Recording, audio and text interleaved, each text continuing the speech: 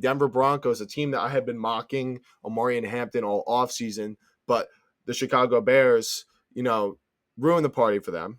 And now they have to consider other running backs. But as I mentioned, I believe that there is also not just a gap viewed by me, but in the NFL between Ashton Jeanty and Omarion Hampton. And then like the next guys, whether it's Quinshawn Judkins for you, Cam Scatteraboo, Caleb Johnson, Travion Henderson, whoever it is, there's a gap, right? So I think they're going to look in a different direction than running back.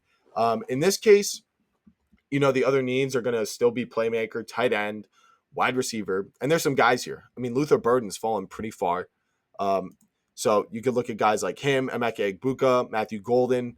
And then at tight end, you do still have Colston Loveland there.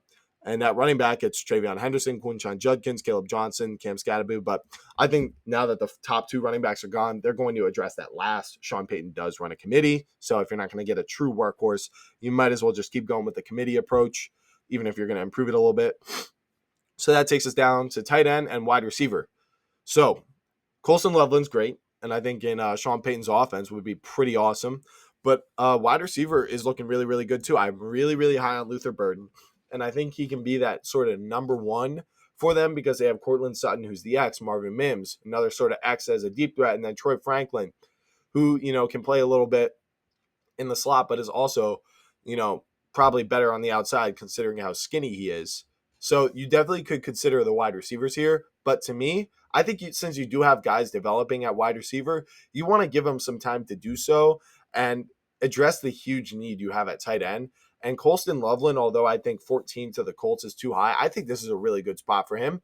You already have other wide receivers, like I said, but you don't have a tight end like this. And none of your wide receivers besides Sutton are big, and he's stuck on the outside. You can use Colston Loveland as that big slot, with those quick, short route schemes that Sean Payton loves to do.